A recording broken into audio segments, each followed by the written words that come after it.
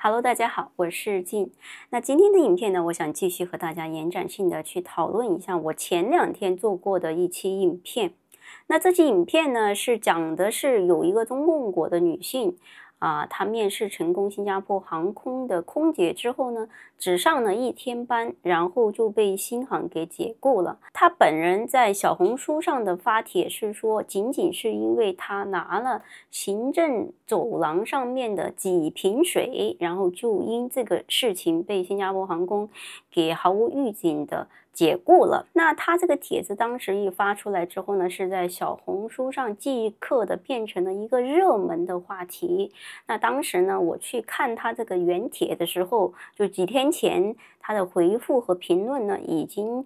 有差不多5000条了。那现在呢，肯定是接近上万条的回复和评论了啊。那当时呢，我就做了影片去评价他这个事情。他当时呢，是在他的发帖当中义正言辞的去指责我们新加坡航空，就是一点都没有人情，就是不通人情。因为他只是拿了几瓶水，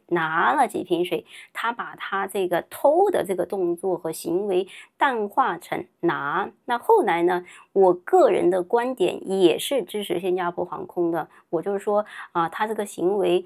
是不可取的，确实是偷就是偷，哪怕你偷1根针或者你偷1瓶水，它都是偷。可是呢，他这个事情经过几天的发酵，在中共国的社交媒体上和海外的社交媒体上都引起了广泛的关注。那新马两地的媒体呢，也争相的报道了他这个新闻。那最近呢，我就神奇的发现，在中共国的社交媒体上和这个 TikTok 上面，有很多在海外的中共国人也开始批评新加坡，批评这个新加坡航空。他们批评的理由呢，是说，哎呀，只不过是拿了几瓶水嘛，这个也不是什么大事儿，这个也不是很严重新加坡航空居然这么不近人情的就把他解雇了，而且他已经投资了接近6万块人民币在这个求职和面试的路上，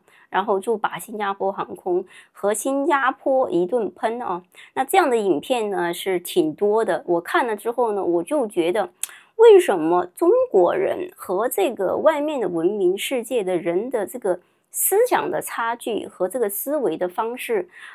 有如此大的不同。一个就是偷东西的一个行为，在普遍的中国人眼中就不是个事儿，他觉得只是拿几瓶水嘛，这个都不重要。可是在一个新加坡这样的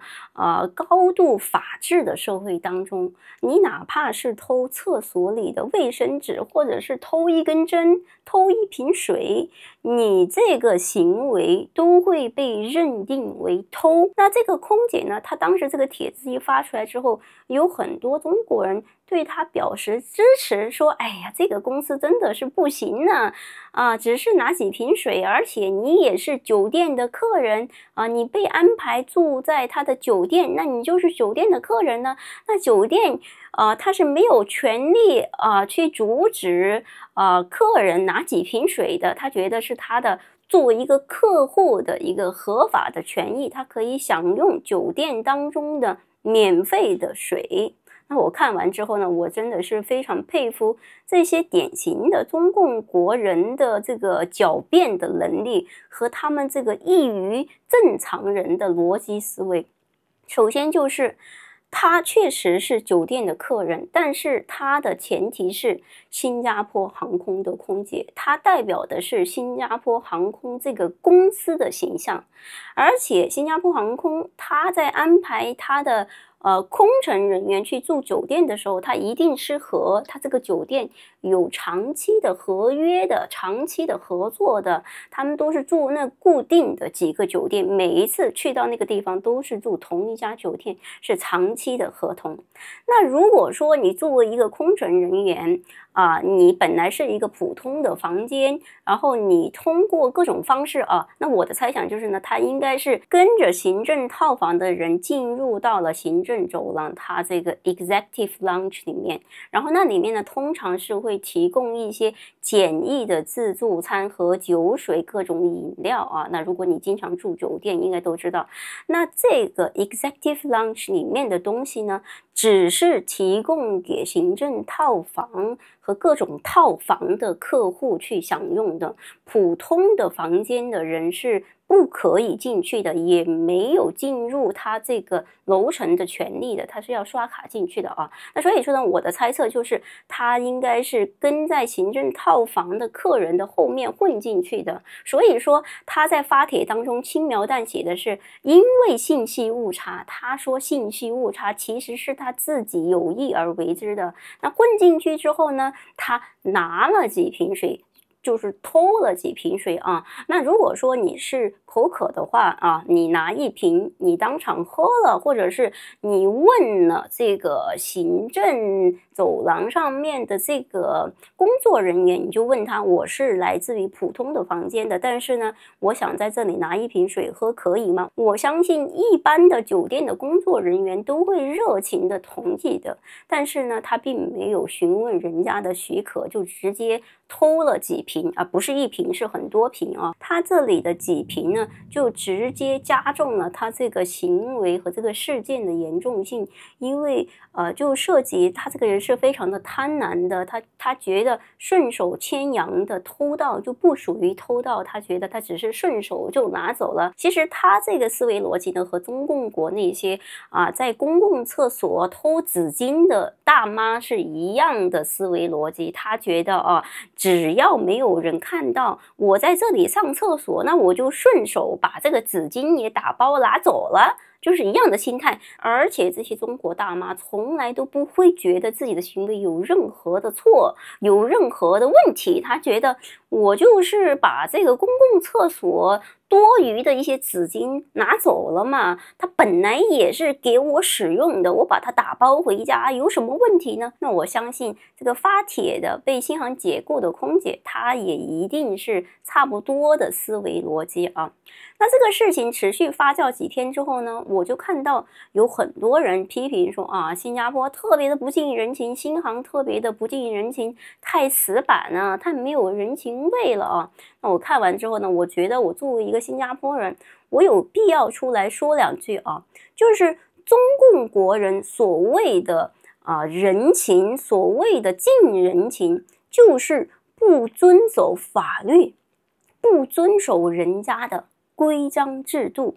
他就是说，他到了人家的国家或者进入到一个外企的时候，他们是非常的清楚，人家有明文规定，白纸黑字，人家的法律条款在这里的，写的非常的清楚。如果你做这些事情，那你的行为就会受到什么样的后果。可是大部分的中国人，其实他们还是在一个农耕文化的一个意识形态当中。你不要看这些中共国天天自我吹捧，说多么遥遥领先世界第2大经济体，诸如此类的。但是我告诉你大部分的中国人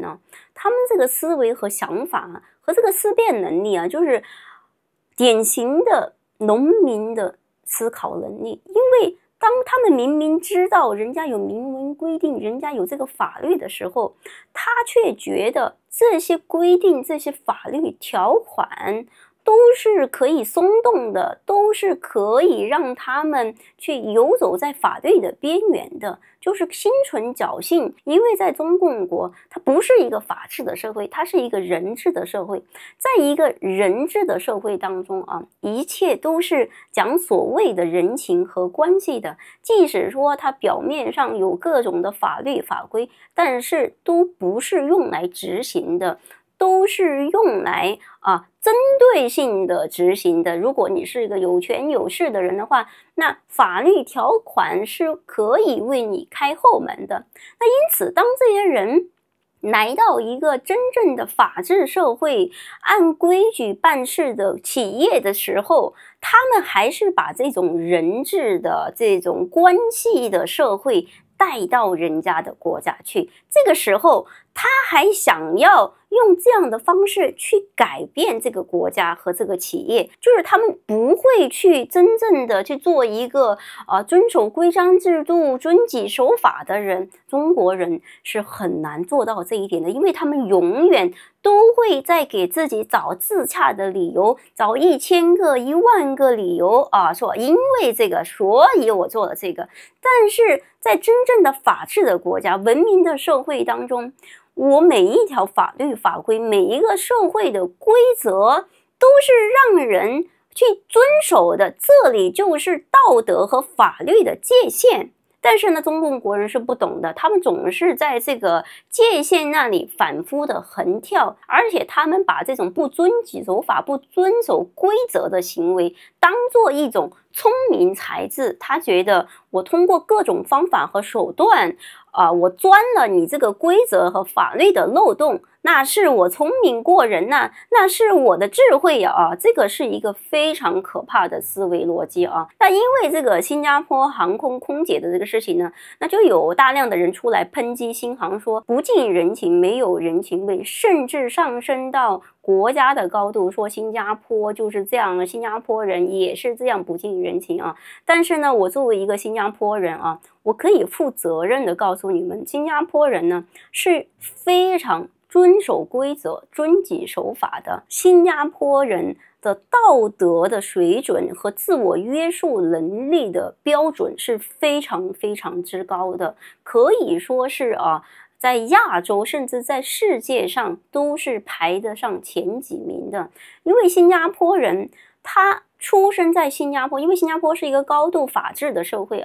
就是他就已经养成了这个遵纪守法的一个思维模式，他们会非常本分的去遵守一切的规章制度，不管他那个制度是多么的小，是多么的不重要，他们都有这种自我约束的能力。这就是新加坡人和中共国人这个本质上的一个区别和差距还有再来就是我在新加坡生活着10几年，从以前的一个外国人，后来变成了新加坡人，变成新加坡的一份子。我最大的感触就是新加坡的企业或者是新加坡的人也罢，都是属于外冷内热的，是那种看起来非常的有距离感，好像很冷漠，其实都是非常的单纯，非常的热心，非常的乐于助人的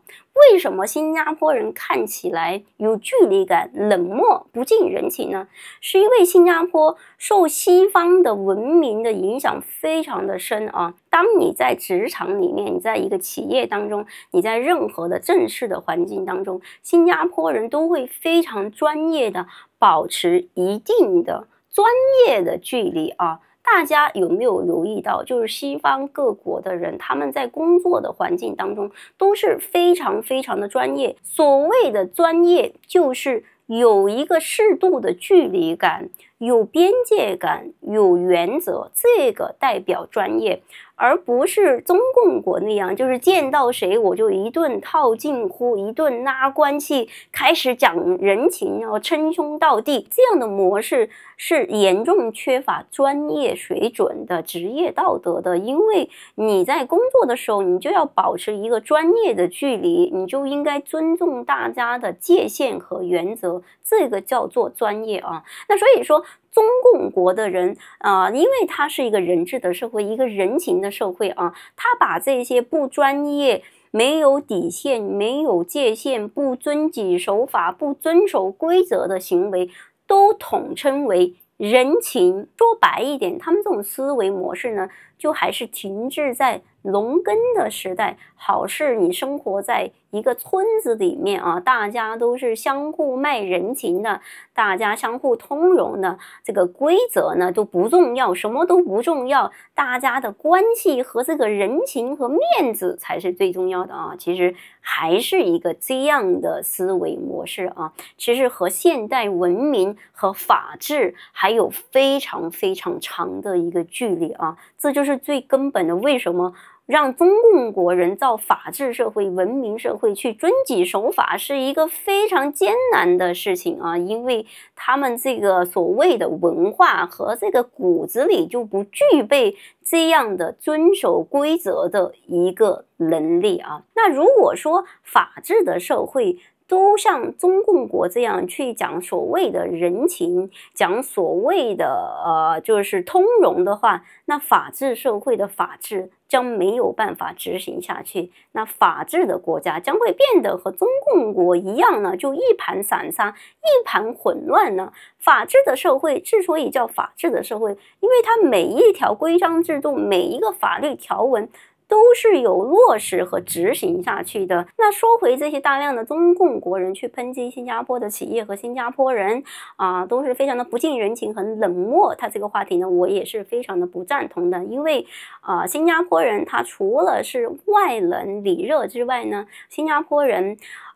普遍的道德感和乐于助人的这种思想啊，就是非常的善良的啊。我给大家来举一个非常简单的例子，是我在新加坡偶然的见过很多次的一个非常小的一个事情啊。我经常会看到有很多新加坡的老安科和老安梯，他们会拿一些食物啊、鸡蛋啊或者一些饮料给那些外来的客工，比如说印度的、孟加拉的、中国的也罢，当这些外来的客工他们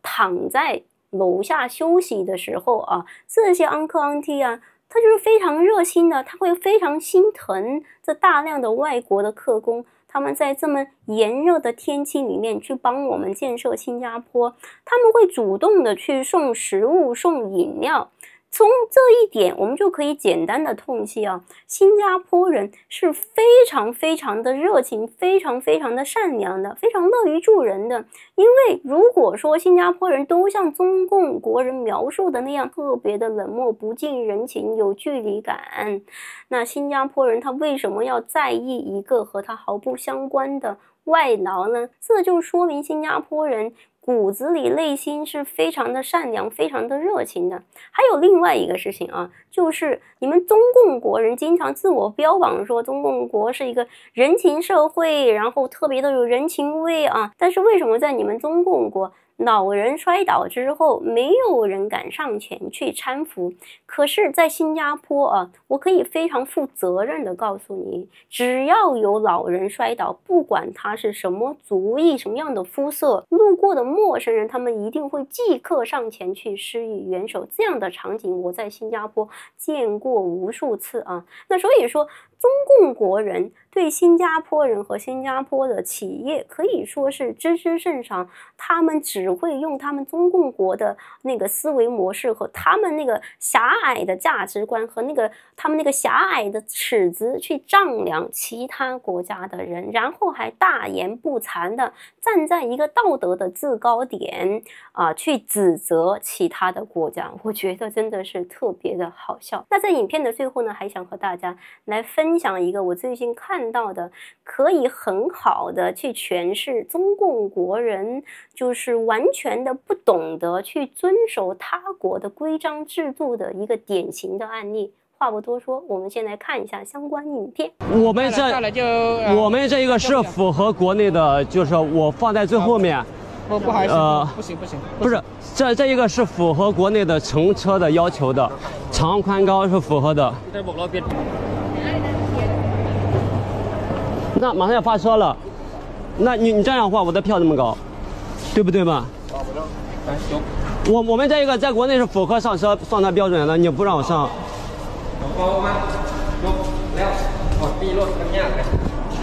这在中国是符合上车标准的，然后你不让我上吗？然后还给我拿出来了，你看，我们北京、上海，然后深圳都坐过车，都是可以的。在你们这里，你们也是我们中国建的高铁吗？下来了，你看一下吧，这不行吗？不是你让我拆，我已经拆开了，看吧，这符合标准，符合我们上车标准的。มันมีซุปไทยมันมีซุปนะ